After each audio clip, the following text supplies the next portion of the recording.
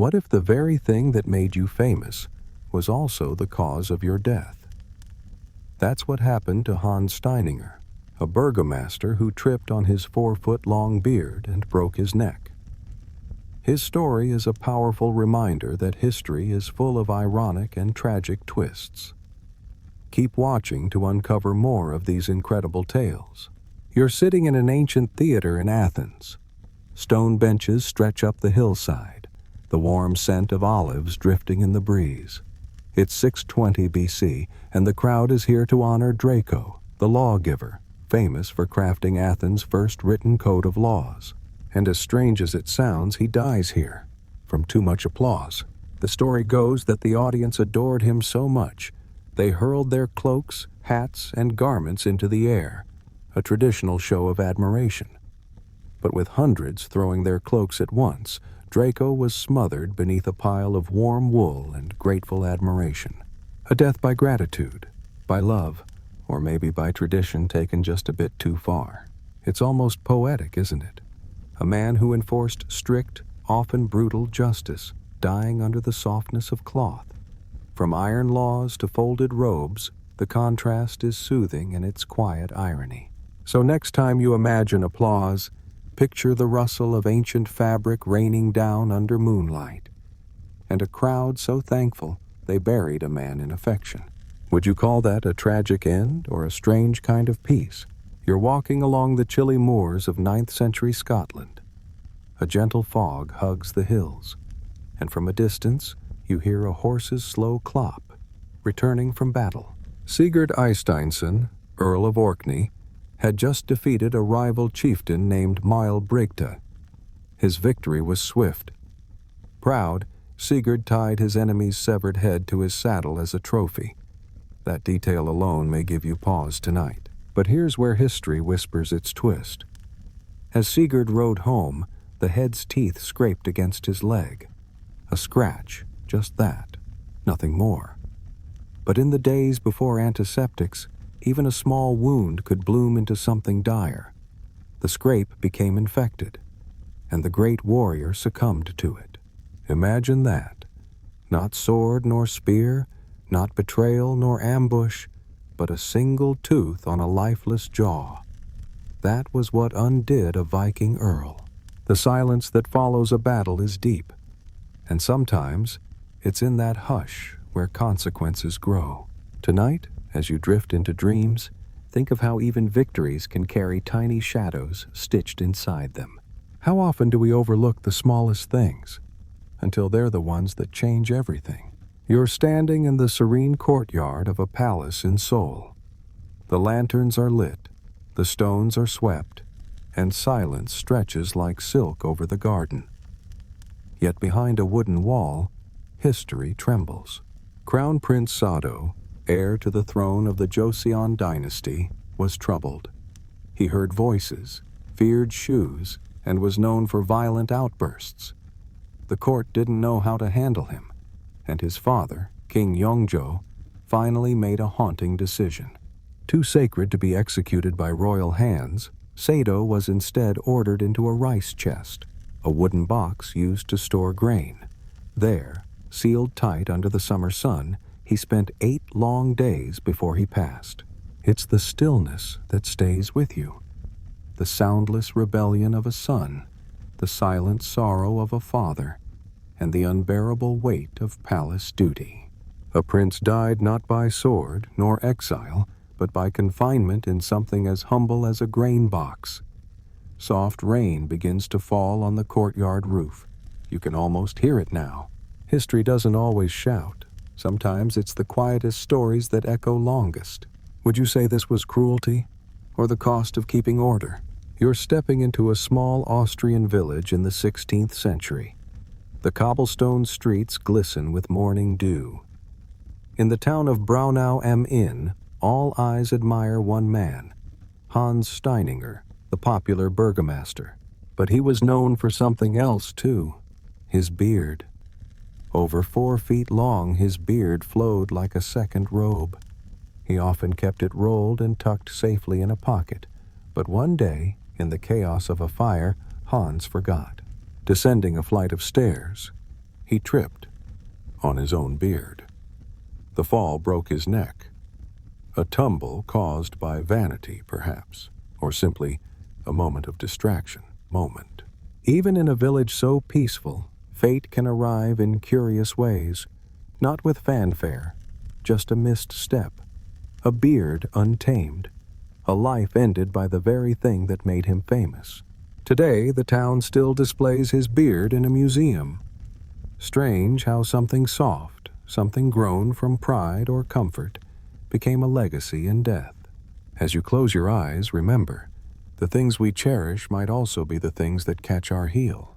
Would you roll it up one more time or let it fly in the wind? You're now reclining on a sun-warmed porch in ancient Greece. Grapevines coil around marble columns, and the philosopher Chrysippus is sharing wine with friends, gazing into the olive grove. He's lived a life of logic and discipline, a stoic to the core. But on this day, something silly cracks his calm. He sees a donkey nibbling on figs and with a chuckle jokes, "Give that donkey some wine to wash them down." And then he laughs. Not just a chuckle, a rolling, breathless fit of laughter that doesn't stop. And it never does. Chrysippus laughs himself to death. Strange, isn't it? A philosopher whose school taught control over emotion, undone by the simplest delight. It wasn't war, illness, or fate. It was joy. Maybe it reminds us that in life's quietest moments, between sips of wine and fig-sweet air, something unexpected can tip the balance. So as you exhale and rest your head, ask yourself this: what if laughter really is the most powerful force of all? Oh, and before we continue, hey friends, if you've found a little wonder in these stories, don't forget to subscribe so you don't miss the next dreamy detour. You're stepping softly through a morning mist in 12th century Rome. Bells toll faintly. Behind cathedral walls, Pope Adrian IV, once the only Englishman to wear the papal crown, prepares for another long day. He's powerful, revered, but also tired. Rome was restless, politics endless. One day he drinks from a spring. The air is hot. The dust clings, and then, without warning, a fly lands in his throat. Choked, struggling, he tries to clear his airway but can't. The Pope, they say, died from a fly caught mid-sip. No grand illness, no betrayal, just a flicker of nature. It's the fragility that feels most striking, that even the leader of millions can be undone by the tiniest of wings. Tonight, as you lie beneath your blanket, think of all the little things we breathe past every day, and how even kings and popes are never too grand for fate's quiet touch. Do you think he saw the fly before it happened? Or was it simply part of the breeze? You're in a golden corridor of Constantinople. Tapestries dance in a gentle draft. Basil Verse, Emperor of the Byzantines, rides out proudly with his hunting party. Hunting was his joy, his release, but in a strange moment of fate, a stag turns and drags him. Its antlers catch Basil's belt, pulling him from the saddle. The emperor, the one once raised from stable boy to sovereign, is carried helplessly through the underbrush. Injuries come swiftly. Days later, fever follows, and so ends the life of a man who ruled an empire, undone by a deer. Even in the stories of emperors, nature reminds us of its quiet strength, a creature of forest and instinct, meeting a man of crown and legacy. You can almost hear the hooves in the dirt, the whisper of silk robes brushing bark, and then silence. Tonight, ask yourself what defines power, the ascent, or how gently you return to earth. You're in Chicago in the late 1800s. Smoke curls from chimney tops. The streets are lit by gas lamps. Alan Pinkerton, founder of the famed detective agency, walks briskly with his notebook. He solved crimes, protected presidents, survived assassination plots. But as he walks one afternoon, he trips on a sidewalk crack. His mouth strikes the curb. A simple fall, but the cut on his tongue becomes infected. Weeks later, he's gone. Not in a shootout, not in the line of duty, but from a stumble and a wound that wouldn't heal. It's strange how the world works. The protector of others, unable to protect himself from a sidewalk's sharp edge. Tonight, as you stretch your legs under the blanket, let this remind you, it's not always the battles we see coming that matter most. Have you ever paused to step a little softer? You're standing on a sun-drenched hilltop in Sicily. The ocean murmurs far below. Aeschylus, father of tragedy, walks barefoot through olive groves. A prophet once told him, beware of falling objects, so he avoids buildings, lives mostly outdoors. The sky, after all, is empty. But one afternoon, a curious eagle mistakes his bald head for a rock. Clutched in its talons, a tortoise, dropped from above to crack it open. Instead, it strikes Aeschylus. He dies instantly, a tragedy, fitting for a tragic poet. So there you have it, a man running from fate only to meet it in the most bizarre way. You can't help but smile, can you? Would you say he was doomed, or simply part of a cosmic punchline? The air is heavy with spice and candle wax. You're in a 15th century Spanish palace. King Martin of Aragon reclines after a feast, his belly full, his spirit high. He calls for his jester to cheer him up. "Where have you been?" he asks. The jester replies, "In the vineyard, where I saw a young deer hanging from a fig tree by its tail." Martin laughs, deeply, loudly, and then silence. They say he died from indigestion, made worse by uncontrollable laughter. The cause? A joke about a deer hanging by its tail. Strange how kings fall, not from swords or sieges, but from supper and smiles. Tonight, may your dreams be gentle and your laughter light. Hey friends, wrap yourself a little tighter in your blanket. This one begins in a London snowstorm. It's the winter of 1626. Francis Bacon, philosopher and scientific pioneer, is riding through the frost-dusted streets when an idea occurs to him. Could snow preserve meat the same way salt does? Curiosity grips him. He stops, buys a chicken, and begins stuffing it with snow, right there on the roadside. A cold wind whistles as the experiment continues, but soon after, Bacon falls ill. Pneumonia sets in.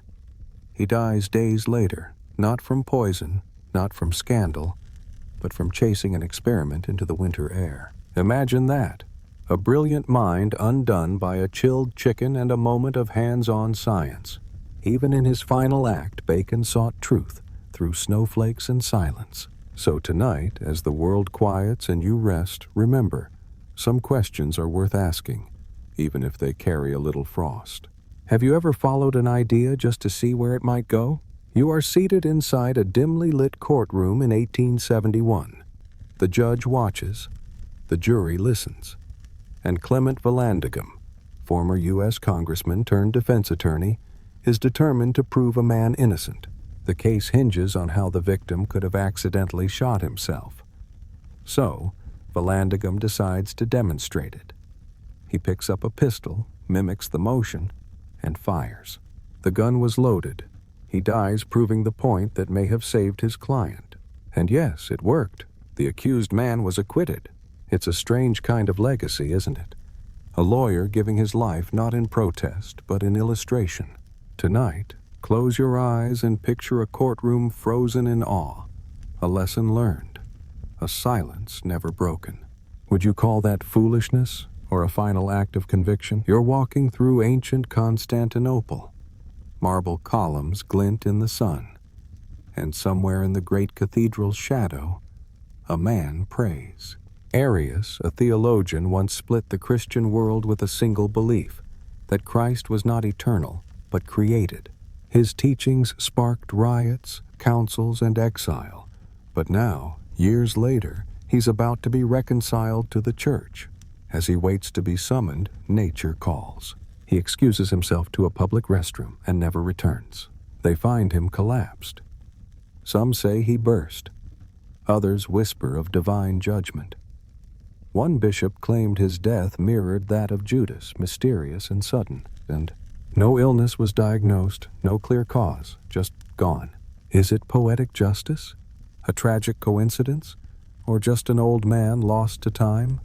The marble cools, the shadows stretch, and the mystery lingers like incense in a vaulted nave. Sometimes endings arrive without a knock. Would you say it was fate or fear that wrote his final chapter? You're sitting beneath chandeliers in a golden French theater. The orchestra swells, and Jean-Baptiste Lully, court composer to King Louis XIV, conducts with passion. But this was the 1600s, and batons weren't yet in use. Instead, Lully kept time by pounding a long staff on the floor. One evening, in a burst of rhythm, he strikes his own foot. The wound festers. Gangrene sets in. Doctors plead to amputate, but Lully refuses, saying he cannot bear to live without dancing. And so the composer's final notes fade not into applause, but into silence. Imagine that. A man who scored royal ballets, who made kings twirl, undone by the very tool of his music. Soft velvet curtains close around you now. The music lingers in your mind, light as a harpsichord. Do you think he'd still have struck that beat, even knowing the price? The year is 1899. You're inside the Élysée Palace in Paris. The air smells faintly of polished mahogany and roses. President Félix IV has asked to be left undisturbed, but moments later staff rush in. IV has collapsed.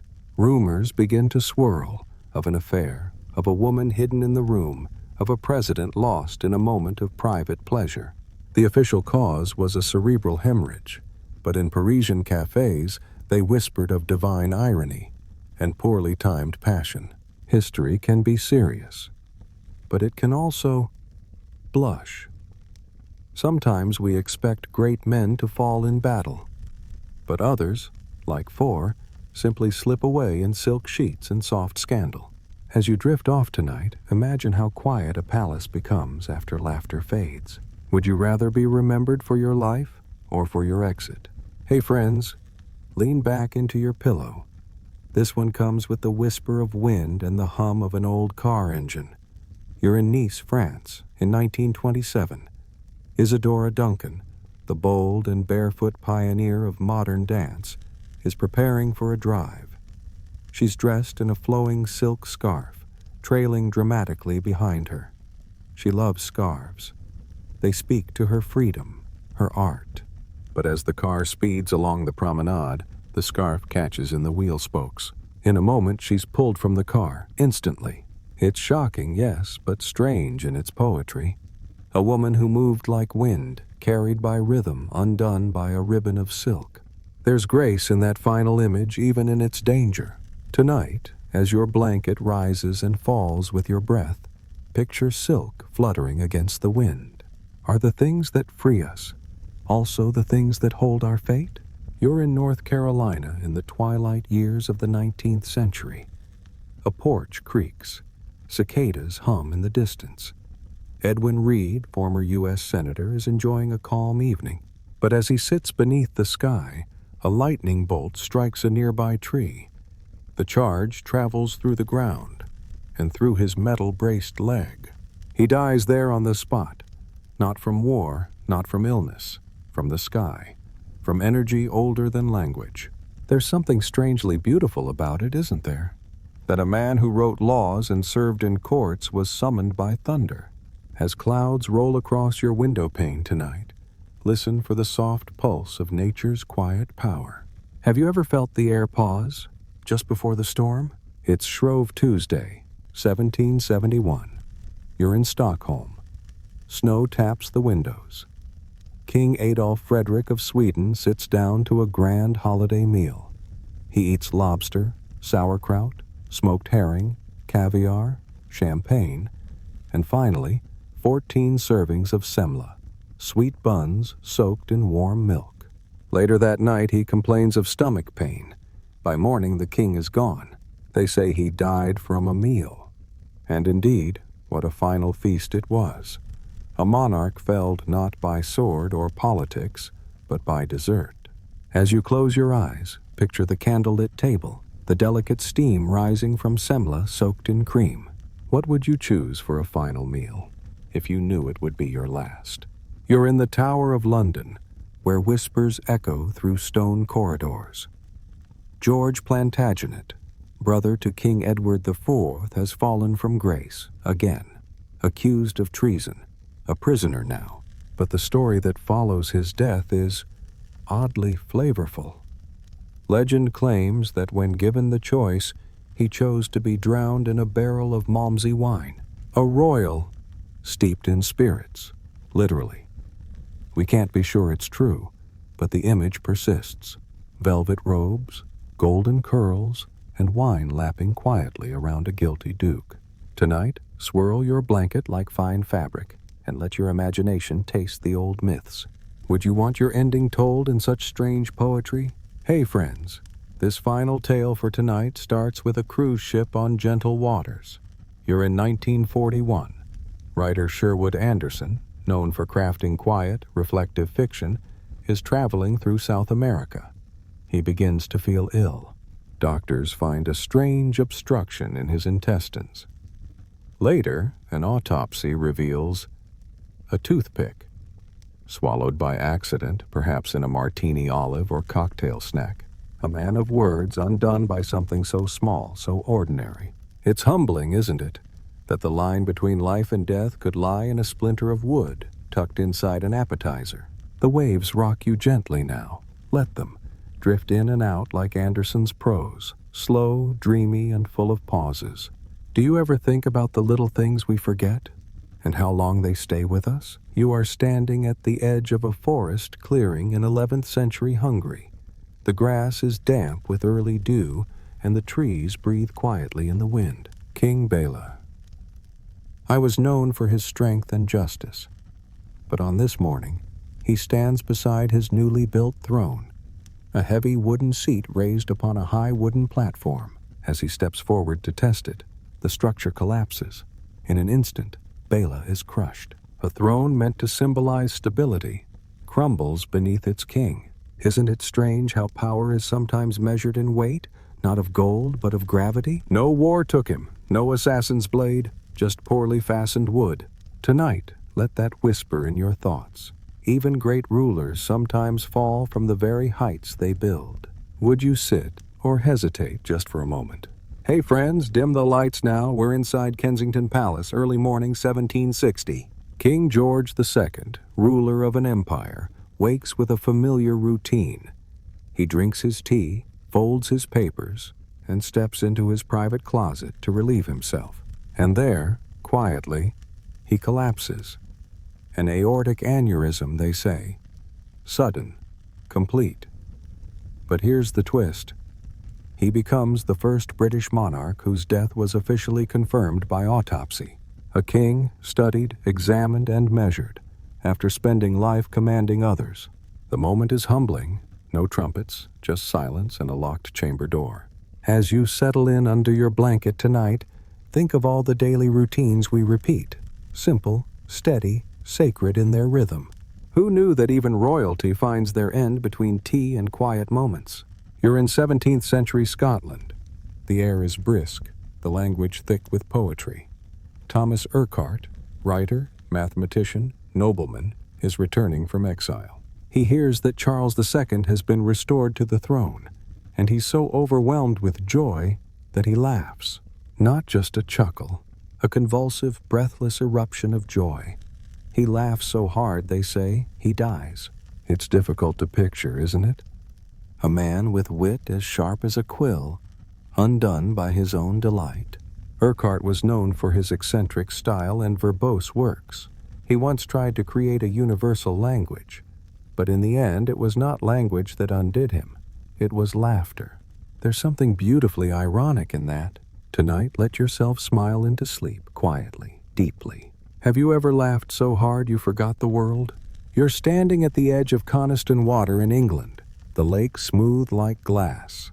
It's 1967. Donald Campbell, speed record breaker, is about to make history again, on water. He climbs into Bluebird K7, his hydroplane. The roar begins. The craft slices the lake like a blade, 300 miles per hour. And then lift. The boat flips, breaks apart midair. Donald's body wasn't found for over 30 years. His quest was always about limits, How far, how fast, how deep into danger we dare to look.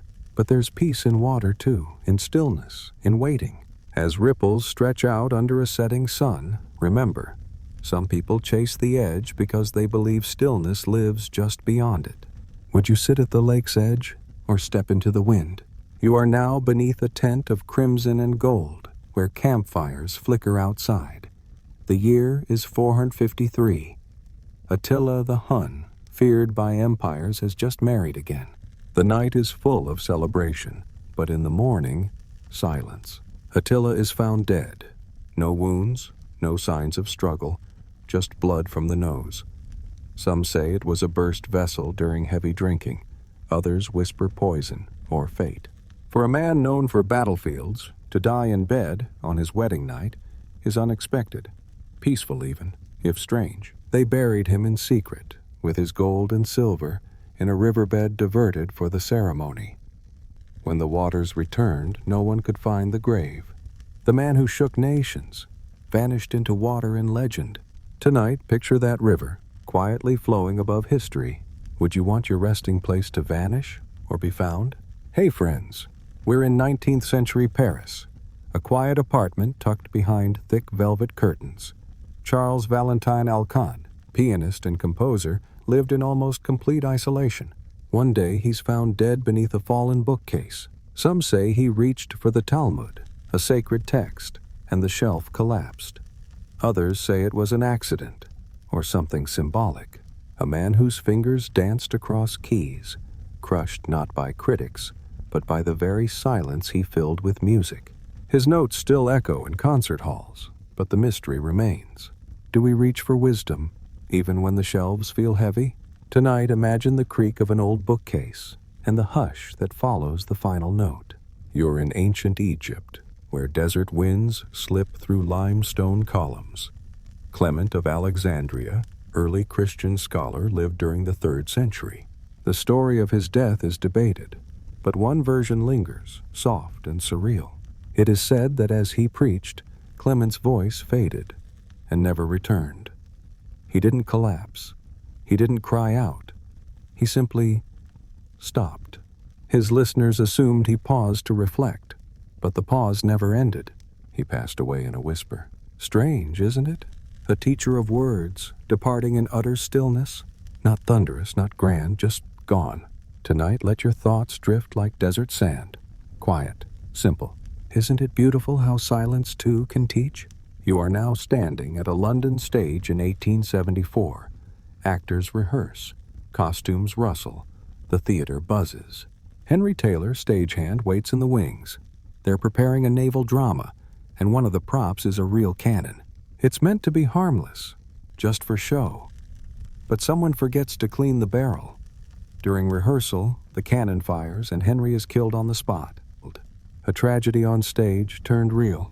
Today, the Royal Court Theatre honors him, not for acting, but for reminding us how fine the line is between fiction and accident. Tonight, as you close your eyes, picture a velvet curtain swaying gently in the wings. What's real and what's just the set? You're at the grand opening of the Liverpool and Manchester Railway in 1830. Crowds cheer. Engines hiss. It's a moment of wonder. William Huskisson, MP and public figure, steps forward to greet the Duke of Wellington. But he slips, and the locomotive, named Rocket, strikes him. He becomes the world's first railway fatality. The irony, he was there to celebrate progress. A man of vision, caught between steel wheels and untested systems.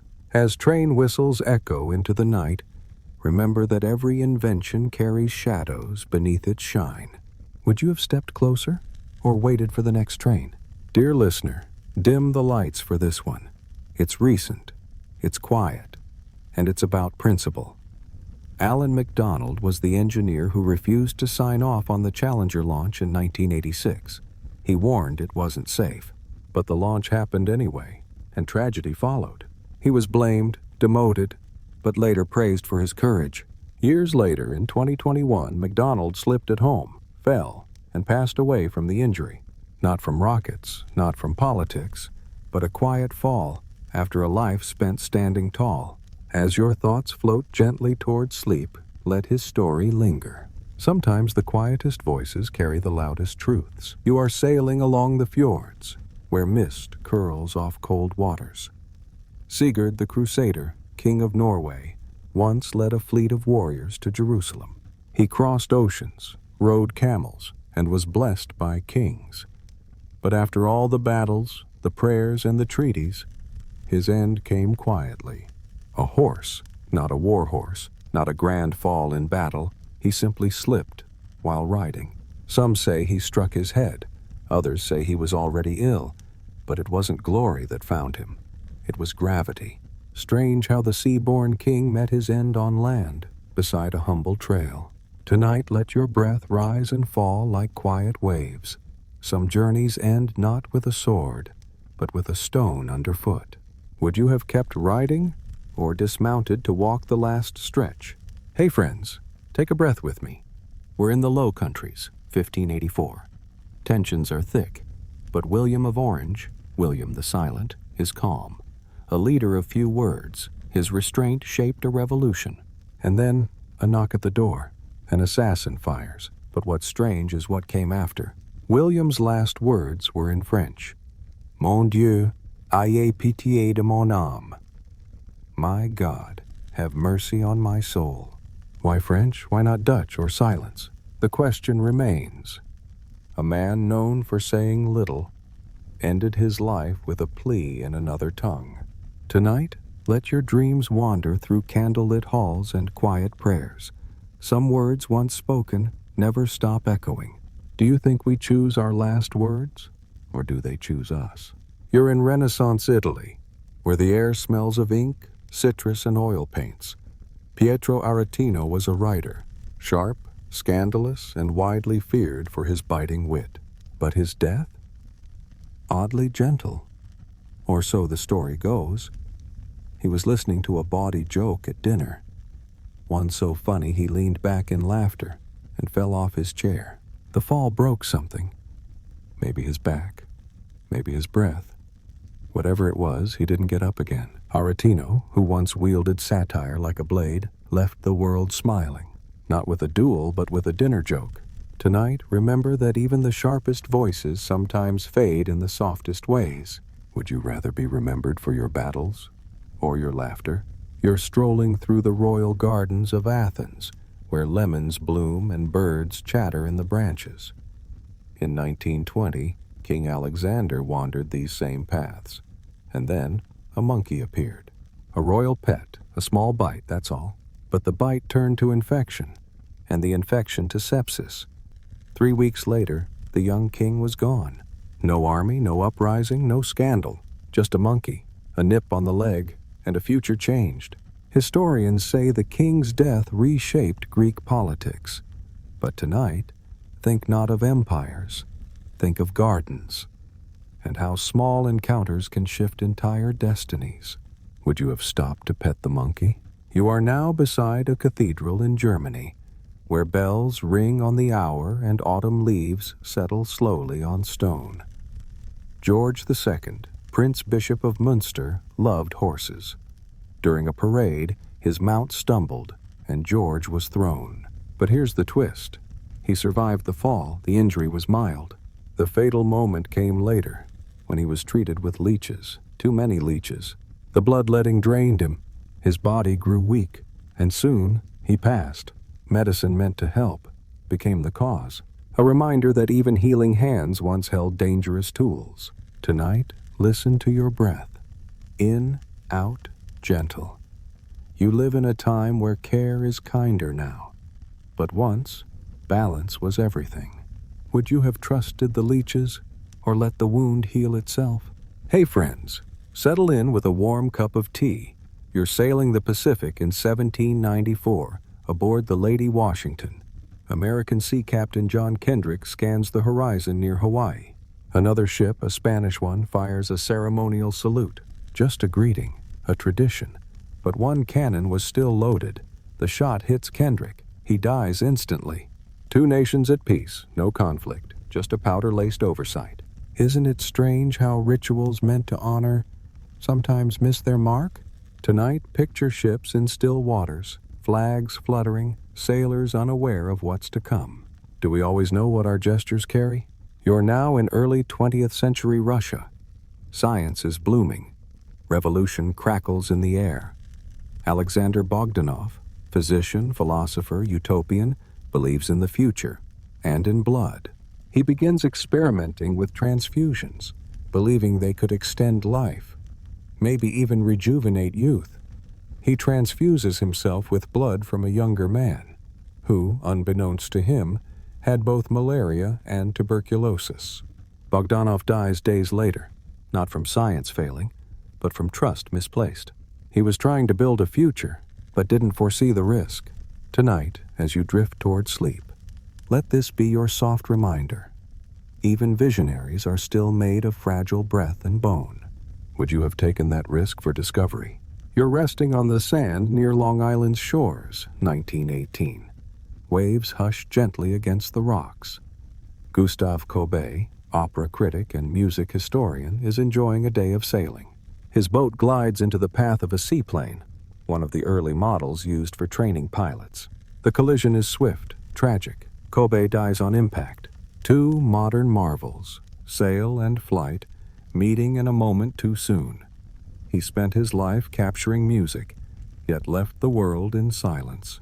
Tonight, close your eyes and hear the soft splash of oars, wind in sails, a world still learning how to balance the sky and the sea. Do you think he saw it coming, or was he still humming a tune? You are standing beneath the Alps, snow gently dusting pine branches. Archduke Friedrich, head of the Habsburg military, was known for strategy and silence. But in 1936, he met a quiet end with a curious detail. He slipped on the polished floor of his bathroom, struck his head, and fell unconscious. But his thick ceremonial uniform, heavy with medals, kept him pinned, awkwardly slumped in the tub. He couldn't get back up. By the time help arrived, it was too late. Not war, not illness, but fabric and balance and time. Tonight, picture that polished floor, and think of how much depends on angle, gravity, and when someone knocks on the door.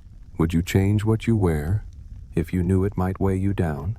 Dear listeners, our final story tonight begins in Brooklyn, 1911. Young William Snyder was visiting the local zoo. One of the attractions? An elephant named Jenny. At some point, William got too close. Accounts vary. But what's known is that Jenny picked him up with her trunk. Not in anger, maybe even in play, but the toss ended with a fatal fall. Snyder became the only person officially recorded to have died from an elephant's trunk. An odd record to hold. A moment no one expected. And Jenny? She continued on, unaware of what had passed. Tonight, as the room grows quiet, think of how awe and danger sometimes walk hand in hand, especially when wonder fills a child's eyes. Would you have leaned closer or stayed behind the rail? You're seated beneath a darkening Prague sky. Stars glint above. Tycho Brahe, the famed astronomer, once charted those stars without a telescope. His notes shaped the heavens. But his end, terrestrial and awkward. In 1601, at a royal banquet, Tycho refused to excuse himself to use the restroom. To leave early was considered rude, so he waited. Too long. His bladder ruptured. 11 days later he passed, quietly, painfully, from a politeness held too tightly. Imagine that, a man who mapped the cosmos, undone by dinner manners. Tonight, let your thoughts drift like planets, and remember, it's okay to excuse yourself. Would you have stayed seated or followed nature's call? Hey friends, lace up your soft slippers for this one. Jim Fixx helped launch the American jogging craze. His book, The Complete Book of Running, became a bestseller. He inspired thousands. And yet, in 1984, on a routine jog in Vermont, Fixx collapsed and died of a heart attack. He was just 52. The irony? Running extended his life. Before he began jogging, he smoked, drank, and lived hard. His father died at 43. Fixx outlived him by nearly a decade. So was it the run, or the years reclaimed before it? As you lie still, heartbeat steady, remember, Sometimes the race isn't about distance, just direction. Would you have kept running, knowing where the road ends? You are standing beside a horse track in 1923. The air smells of turf and leather. Frank Hayes, a stable hand-turned jockey, is riding his first race at Belmont Park. Midway through, something strange happens. Hayes suffers a fatal heart attack, but the horse, Sweet Kiss, keeps running and wins, with Frank still upright in the saddle. He becomes the only jockey in history to win a race after death. The crowd cheers, then gasps. It's a quiet paradox, a victory no one can celebrate. Tonight, let your breath soften with the rhythm of hooves, fast, then still. Is it the finish or the journey that we remember most? You're aboard a passenger ship crossing the Gulf of Mexico. The sea rocks gently. Sherwood Anderson, author of Winesburg, Ohio, walks the deck, lost in thought. He's known for exploring small-town lives, quiet, reflective, ordinary. But his death was anything but ordinary. A toothpick, swallowed unknowingly in an olive, pierced his internal organs. It caused peritonitis. A tiny sliver of wood brought down a writer of deep silences. Tonight, let that thought drift with you like ocean spray. The smallest things can change everything. Would you inspect the garnish or just sip the drink? You are standing in a factory in Michigan, 1979. Machines hum. Robots move with mechanical grace. Robert Williams, a Ford worker, is retrieving parts when a robotic arm strikes him unexpectedly. He becomes the first known person killed by a robot. It wasn't malice, just miscalculation. He wasn't replaced by the machine, but overtaken by its pace. As you rest your eyes, think of how slowly we teach metal to understand human breath, rhythm, pause. Do you think robots ever dream of moving slower? Hey friends, pour yourself a glass of orange juice, but only a little. Basil Brown, a health enthusiast in mid-century England, believed in vitamins, especially vitamin A. He drank a gallon of carrot juice every day for 10 days. His liver gave out. He died from carrot overdose. His skin turned bright orange. His blood couldn't keep up. And so a man who sought health found its edge. Tonight, let this be a soft whisper in your thoughts. Moderation matters, even with vegetables. Would you sip slower or chase the perfect dose? You're floating over the icy fields of Alaska. The snow glows beneath the twilight sky. In 1982, Paul G. Thomas, an Alaskan politician, crashed his small plane. He survived. Bruised, cold, but alive. And then he lit a signal fire. What he didn't know was that the fire spread fast. It engulfed the shelter he'd made. He died from the flames he'd hoped would bring rescue. It's hauntingly beautiful, the idea that hope and danger often wear the same coat. Tonight, let your breath be soft as falling snow. Would you light the flame again, knowing what follows? You are deep in wintry St. Petersburg. Snow muffles the ground. Rasputin, the mystic healer, is a man of shadows and superstition. In 1916, he is invited to a noble's home and never leaves. Poison, gunshots, water. The tales vary, but what remains is confusion, myth, and awe. Did he survive the poison? Did he rise after the bullets? In the end, the river carried him away. A man hard to define and harder still to end. Tonight, let the candle flicker beside you. History sometimes prefers riddles to facts. Do you believe he knew his story would never stay still? You're in a Hong Kong hotel room, 1958. Gareth Jones, a British actor, is backstage, rehearsing for a live television play. The cameras are rolling. The performance is mid-scene. Jones clutches his chest, collapses off-screen. The rest of the cast keeps acting, improvising, adjusting the dialogue, never breaking character. Viewers never knew. He died in silence, but the show somehow continued. Tonight, let that sink in gently. Life doesn't pause, but we can. Would you have said your lines or stepped away? Hey friends, our 50th tale glows softly under gas lamps in 1909 Manhattan. George Spencer Millett was just 15, a cheerful office boy with a birthday cake, candles, and co-workers. They playfully tried to kiss him to celebrate. Embarrassed, he ran, fell, and crashed through a glass pane. One shard pierced his heart. He died shortly after. A moment of joy turned, not dark, but strange. There was no anger, no ill will, just too much fun in a world with fragile corners.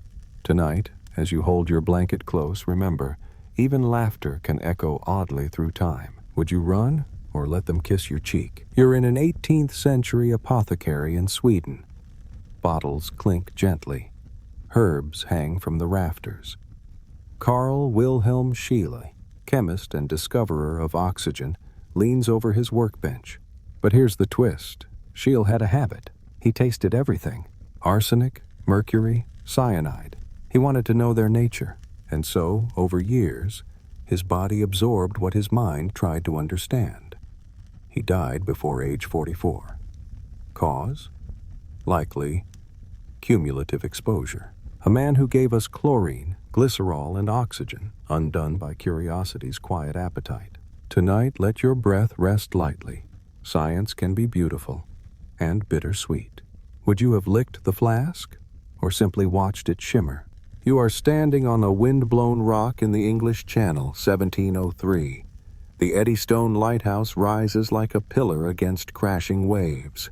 Henry Winstanley built it, by hand, with vision and precision. He was so proud, he once said he wished to be inside during the greatest storm ever. He got his wish. That November, the great storm arrived. The lighthouse vanished. So did Winstanley. No trace was found. His light guided ships. But in the end, the sea took both builder and beacon. Tonight, picture the steady rhythm of waves. How calm they sound after rage has passed. Would you have stayed in the tower or watched from the shore? You're seated in a grand opera house. Velvet seats, golden chandeliers, and a hush before the curtain rises. Maria Malibran was the star of Europe's stages in the 1830s, a mezzo-soprano with a voice that moved crowds to tears. But one evening she fell from her horse. Shaken, she refused rest and continued to perform. She collapsed on stage, and days later she was gone, a voice silenced not by critics but by insistence. Tonight, let your thoughts waltz with old arias. Passion is powerful, but rest has its own kind of music. Would you have sung again or let the curtain fall early? You are stepping into a candlelit chamber in 17th century Cambridge. The air smells of ink, wax, and romance. James Betts, a student, is secretly meeting a lady. But her father returns unexpectedly. She hides James in a wardrobe, a small one, no air holes. Hours pass. She forgets or falls asleep. In the morning, James is gone, not from heartbreak but suffocation, a love affair sealed shut. Tonight, as you close your eyes, think of all the ways we try to hide what's dear to us, and how sometimes hiding becomes the danger. Would you have stayed inside or risked being seen? You're standing in a sun-drenched ballpark in 1920. Cheers rise, gloves clap. Ray Chapman, shortstop for the Cleveland Indians, steps up to bat. The pitcher throws, a curveball fast and low, but the ball is dirty, difficult to see. It strikes Chapman's head. He collapses. Hours later, he passes. He remains the only Major League Baseball player to die from an on-field injury. His death changed the game. New rules, cleaner balls, helmets followed eventually, but Chapman's name remains whispered only in careful reverence. Tonight, picture the quiet after the crowd. One swing, one pitch, one breath. Would you have stepped into the box, knowing the sky might darken? Hey friends, you're now within the Papal Palace at Viterbo, Italy. Thick stone, heavy tapestries, echoing halls. Pope John XXI, formerly a physician and philosopher, had a study built inside the papal chambers, a retreat for thought. But it wasn't built well. One night the ceiling collapsed. He survived the fall, but not the week after. It's curious, isn't it? A man of wisdom, injured not by enemies, but by bad architecture. As your ceiling stretches quiet above you, let this thought linger. Even sacred spaces sometimes crumble. Would you have built higher or stayed grounded? You are in a hotel suite in New York City, 1983. Tennessee Williams, playwright of Longing and Loss, finishes his nightcap. He takes a pill, reaches for another, but the bottle cap sticks. He uses the closest thing, a medicine dropper, to open it with his mouth, and it slips, lodges in his throat. The cause of death? A plastic cap. A man who wrote The Glass Menagerie, silenced by an object smaller than a spoon. Tonight, feel the edges of the things you hold close. Even the smallest tools carry stories. Would you have waited, or pried just the same? You're now on a Charleston street, early morning. Fog curls around carriages. John Lyde Wilson, former governor of South Carolina and defender of dueling, walks alone. He championed honor, wrote the Code of Honor, believed duels brought civility. Then one day a man challenges him. Pistols are drawn. They fire. Wilson misses. He is struck. He dies defending a code he helped shape. Isn't it strange how rules meant to end chaos sometimes draw it closer? Tonight, let your thoughts rest like pistols in velvet boxes. Would you have written the code, or let silence settle the score? Hey friends, we'll step softly here. In 1907, composer Gustav Mahler's daughter, Maria Anna, just 4 years old, became sick with scarlet fever and diphtheria. As her fever climbed, Mahler played the piano for her, softly, tenderly. One evening she smiled, then closed her eyes. Some say she passed mid-note, that the music was her lullaby. It isn't a strange death in the usual sense, but it reminds us how some goodbyes come on melodies, not words. Tonight, let your room fill with quiet chords, not sorrow, but stillness. Would you want your last sound to be your father's music? You're now in Paris, 1978. A crisp morning light spills through bathroom windows. Claude Francois, singer of the original My Way, steps into his tub. He notices a crooked light bulb. Still wet, he reaches to fix it. The shock is immediate, fatal. Electricity and water, a moment of habit, of maintenance, of trying to correct a tiny flaw. And just like that, the voice that once filled arenas goes silent. Tonight, look at your lamp, listen to its hum, and feel the pull of daily gestures, the ones we do without thought. Would you have reached or dried your hands first? You're in 14th century France. The torchlight flickers in stone halls. Archibald le Magicien, a court entertainer, dazzled nobility with illusion and sleight of hand. One evening, he performed a new trick, escaping a barrel tied in chains. He climbed in, they sealed the lid, and the audience waited for his triumphant return. But something went wrong. The lid jammed, air thinned. By the time they pried it open, the magician was gone. His final trick had no applause. Tonight, think of how mystery sometimes slips into reality. Quietly, gently. Would you still perform, not knowing if the lock would turn? You're looking up into a wide English sky, 1837. A hot air balloon drifts slowly upward. Attached beneath it, a curious cone-shaped parachute. Robert Cocking, a painter by trade, believes it will glide him safely down. It's his own design. But the parachute is too heavy. It inverts mid-air. He falls rapidly and doesn't survive. The world learns a lesson. Parachutes must open from below, not collapse from above. Cocking's design led to better ones, each one shaped by the wind and his courage. Tonight, picture clouds parting above your pillow, dreams shaped like wings, drifting gently. Would you have stepped from the basket, trusting your own design? You are strolling along the hills of Sicily, where olive trees twist in the breeze. Aeschylus, father of Greek tragedy, walks alone beneath the sky. A prophecy once told him he would die by a blow from the heavens, so he avoided cities, stayed outdoors. And then it happened. An eagle mistook his bald head for a rock, clutched in its talons, a tortoise which it dropped from above. The blow was fatal. A poet, silenced by a shell from the sky, not fate or metaphor, but a bird and a mistake. Tonight, As moonlight bathes the ceiling, wonder quietly, do our efforts to avoid destiny sometimes carry us straight toward it? Would you have stayed indoors? We're in the Tower of London, 1618. Sir Walter Raleigh, explorer and courtier, has been sentenced. As he lays his head upon the block, the executioner hesitates. Raleigh, calm, says, "Strike, man, strike." And with that he's gone. But the strangeness isn't in his death. It's in the moment just before. That composure, that quiet command. Not a cry, not a protest, just a whisper of surrender. As your chest rises and falls tonight, let that line echo gently. If you knew it was your last word, what tone would you choose? You're inside a 19th century courtroom in Ohio. A trial is unfolding. Clement Vallandigham, defending his client, claims the victim died by his own hand. To prove it, he reenacts the shooting with a pistol he believes is unloaded. It isn't. He dies, but the court finds his client not guilty. A lawyer whose life became the very proof he needed. Law and tragedy bound in the same breath. Tonight, close your eyes. Imagine a room where silence means justice has already been spoken. Would you press the trigger if you believed it would set someone free?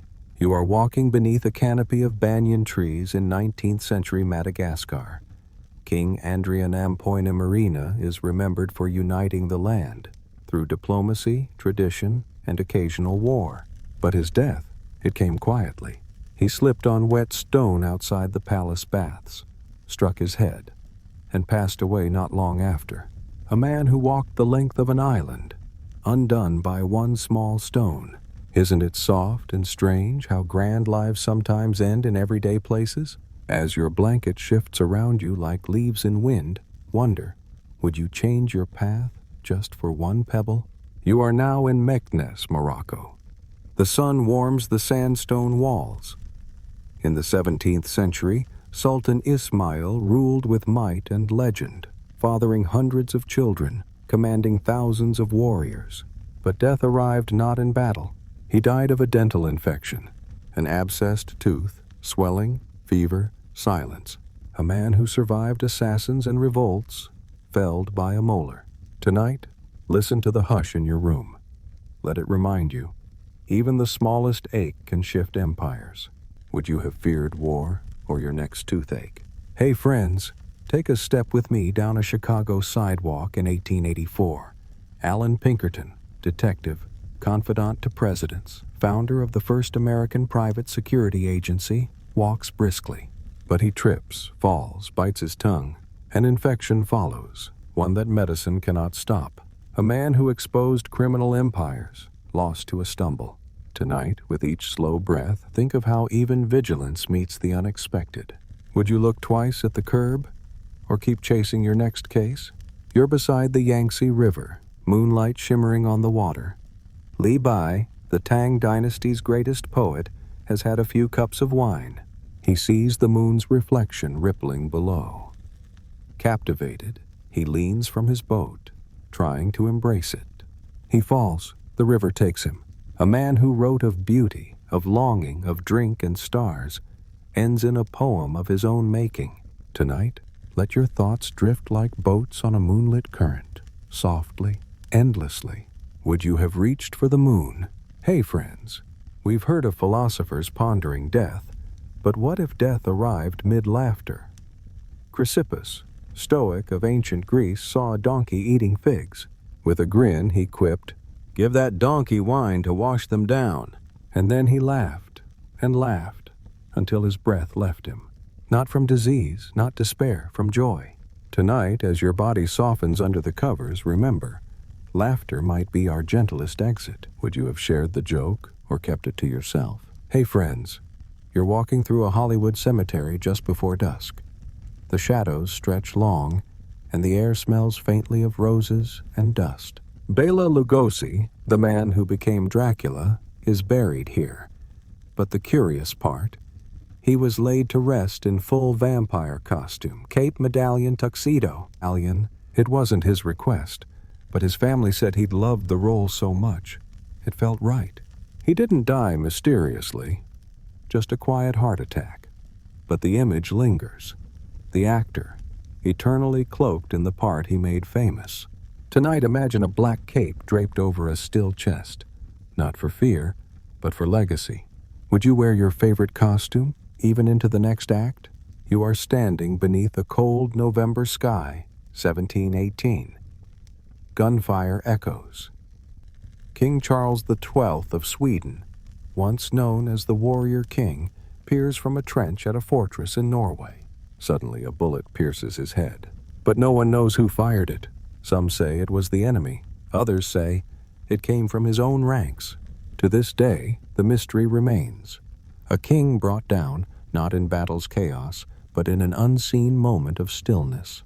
Tonight, let your thoughts tiptoe through that trench, soft and silent. Would you look over the edge if you didn't know who might be waiting? You're back in the royal dining hall of Stockholm, 1771. Candles flicker. Plates are stacked. King Adolf Frederick finishes a magnificent meal. Lobster, caviar, champagne, and 14 sweet cream-filled semla buns soaked in warm milk. It was his favorite dessert. That night, he suffers a fatal digestive complication. They say he died from a meal. Not poisoned, not plotted, just indulgence, and a little too much joy. Tonight, as your pillow settles like whipped cream, remember, even sweetness must find its balance. Would you have eaten one more bun? You are now in Drogheda, Ireland, 1649. Colonel Arthur Aston was the city's governor, known for his command, and for one curious detail, he had a wooden leg. During Oliver Cromwell's siege, Aston was captured. His captors believed he hid gold inside the leg and beat him to death trying to get it. No treasure was found. A false rumor, a hollow leg, a life lost for what wasn't there. As you drift toward sleep tonight, let this be a whisper. Sometimes, what people believe is more powerful than what is. Would you have knocked or simply asked, "Hey friends, the snow is falling in 1626. Bacon, the philosopher who helped birth the scientific method, rides in his carriage outside London. He sees snow on the ground and wonders, could cold preserve meat better than salt? He stops, buys a chicken, packs it with snow as an experiment. But he becomes chilled in the process. Soon pneumonia takes hold, and thus the man who asked bold questions found his final answer in the cold. Tonight, as your blanket warms you, remember, curiosity always comes with a little risk. Would you have stopped the carriage or let the idea wait? You are in the Tower of London once more. Candles flicker along the damp walls.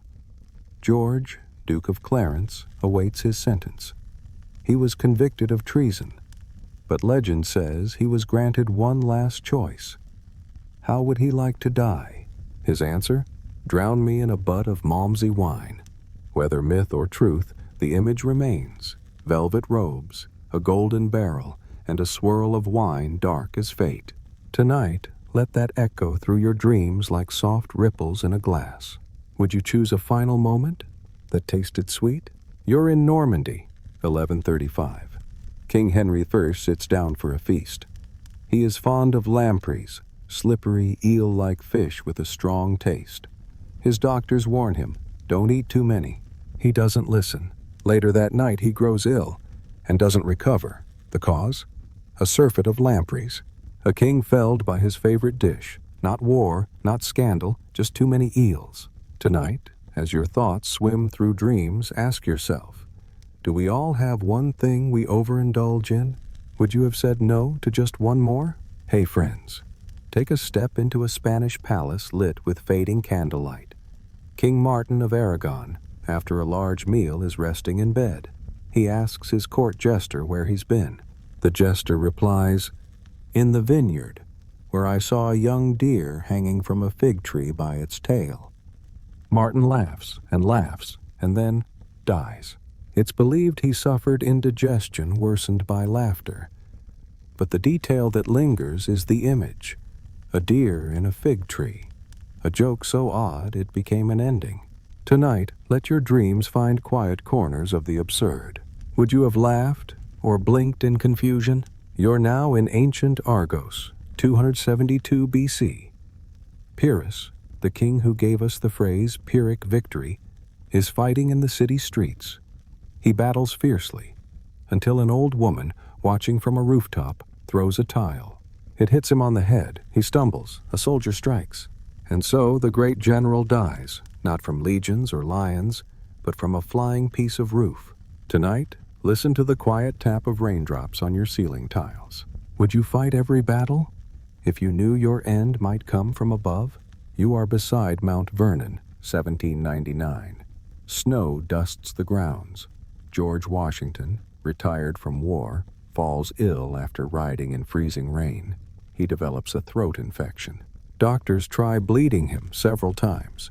They give him potions, purge his system, and perform more bleedings. He grows weaker. Some historians believe the treatments, not the illness, hastened his end. A man who led armies, survived bullets and frostbite, undone by the medicine of his time. Tonight, let that stillness linger. Sometimes in trying to help, we forget to pause. Would you have said yes to the third round of leeches? Hey friends, let's return gently to a courtroom in 1871 Ohio. One final time. Clement Vallandigham, defense attorney and former congressman, truly believed in dramatic persuasion. When he argued that the victim in a murder trial had accidentally shot himself, he demonstrated how. He took a pistol, reenacted the motion, and the gun discharged. The man he tried to save was freed. Vallandigham died. Strange how his life ended in the very argument that proved his case. Tonight, rest with the thought that truth, though risky, is often worth the telling. Would you have demonstrated, or just spoken the words? You are standing in the shadow of the Sun King's palace. Music rises from the hall, brilliant, baroque, alive. Jean-Baptiste Lully, Louis Tourtoin's composer, commands the tempo with a staff instead of a baton. One evening he strikes his foot during rehearsal. The wound swells. Doctors urge amputation. He refuses. He dies soon after from gangrene. A musician, undone by rhythm. And yet the music still plays. Tonight, listen for quiet notes between your thoughts. Some legacies echo even through misstep. Would you keep conducting or rest your instrument? You're walking along a 19th century pier in Boston. Fishermen chat. Salt lingers in the wind. John Cummings had a curious party trick. He could swallow knives and bring them back up. A sword swallower by trade, but not by training. One day he swallowed too many. They didn't return. When doctors examined him, they found over 24 blades in his stomach. His final trick stayed inside. Tonight, as your body softens into stillness, remember, not every challenge is worth the applause. Would you risk the blade just for the cheer? Hey friends, step softly onto the Eiffel Tower, 1912. Franz Reichelt, tailor and inventor, believed he had designed a wearable parachute coat. To prove it, he climbed the tower himself. Against the advice of friends, he leapt, but the coat didn't open. The invention failed. He was gone before his boots met the earth. Yet strangely, his belief never faltered. Tonight, look at the ceiling above you. Ask yourself, where does courage end and faith begin? Would you have jumped? Wearing your own design. You are aboard the Lady Washington, sailing through Pacific winds. The American ship meets a Spanish vessel. They salute with cannons, tradition not war. But one cannon is still loaded. The shot strikes Captain John Kendrick.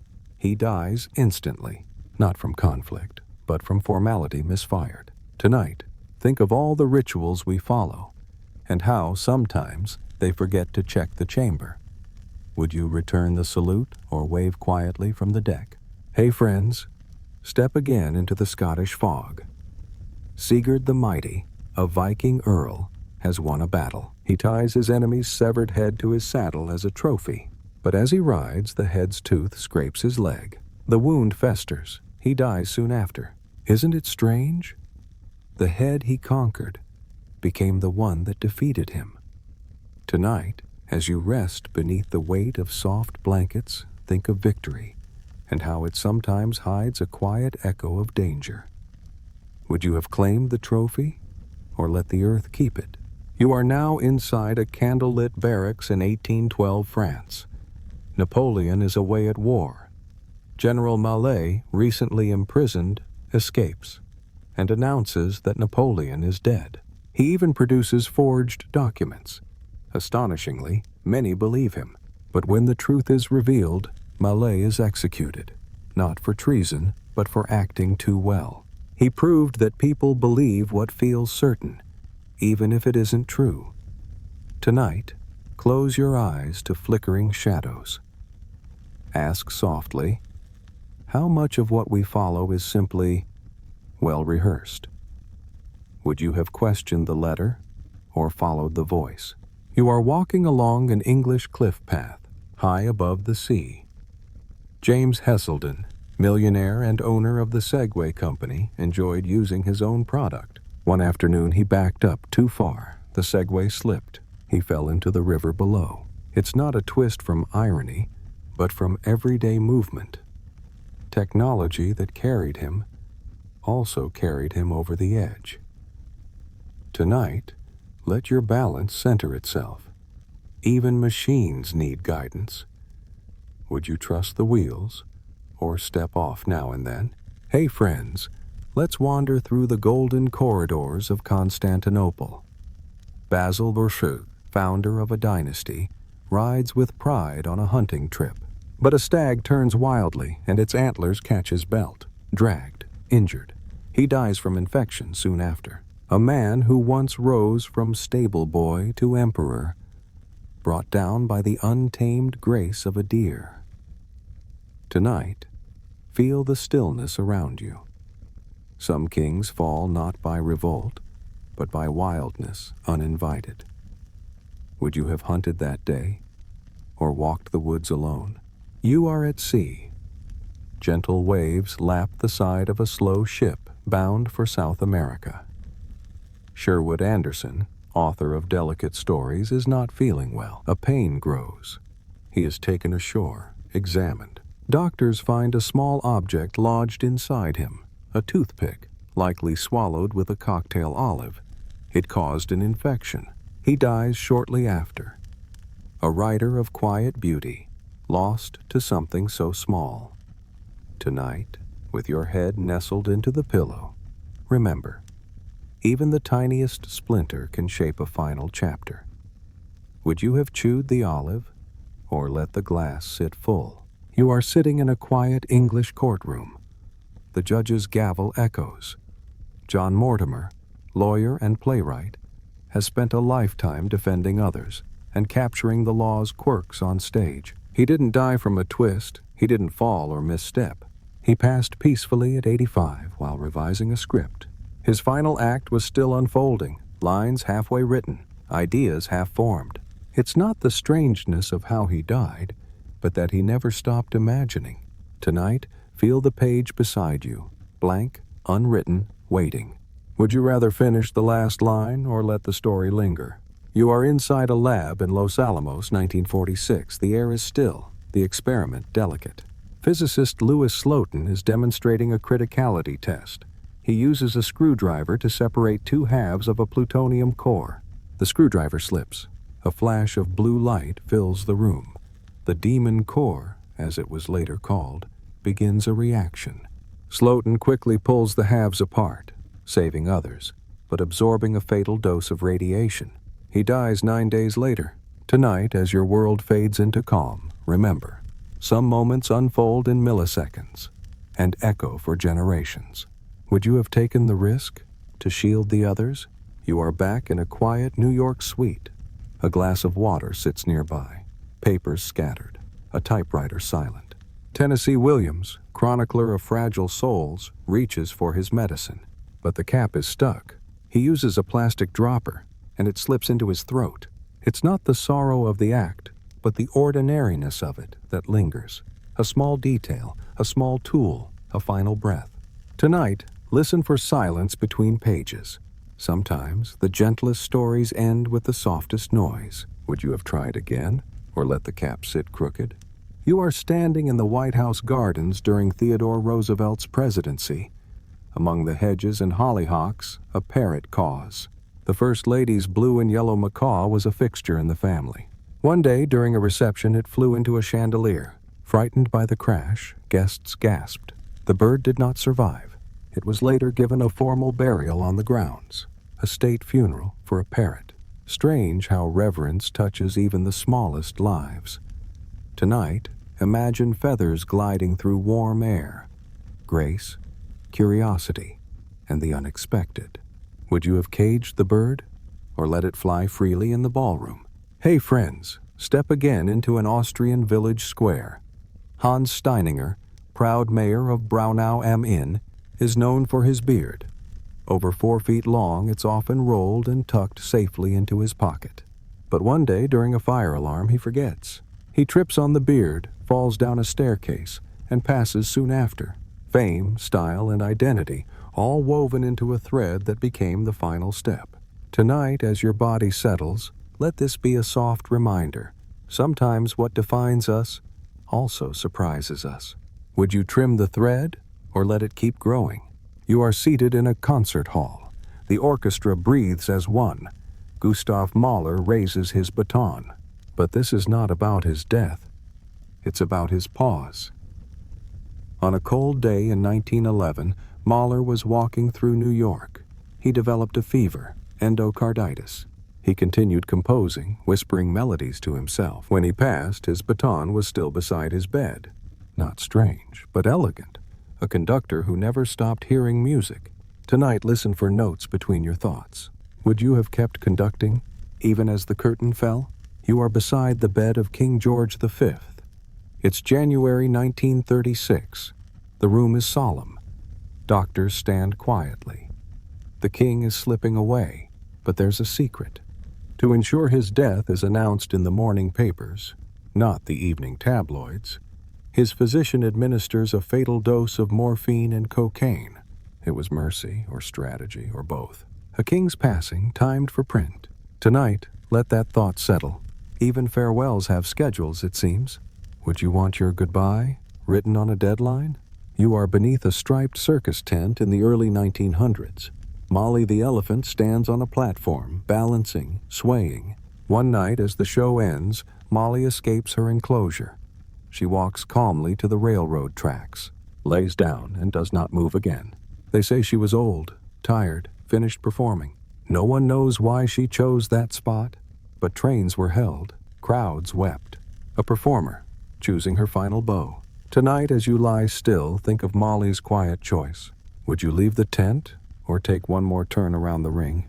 Hey friends, take one last walk through a 1930s radio studio. Alexander Woollcott, critic, wit, and member of the famed Algonquin Round Table, is broadcasting a live show. He begins a monologue, and mid-sentence his voice halts. He collapses, gone before the next commercial. It was his final broadcast, and his final line. The microphone remained on. The studio stayed hushed. Tonight, imagine a velvet voice fading mid-thought. Would you have finished the sentence, or let the airwaves hold the silence?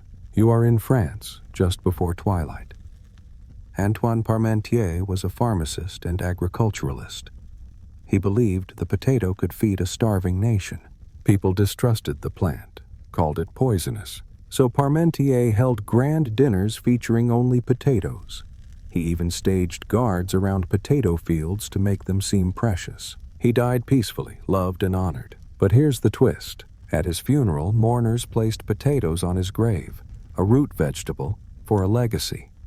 Tonight, as your breath settles into earth-like rhythm, remember, the strangest symbols often grow in soil. Would you plant your legacy in something as simple as a potato?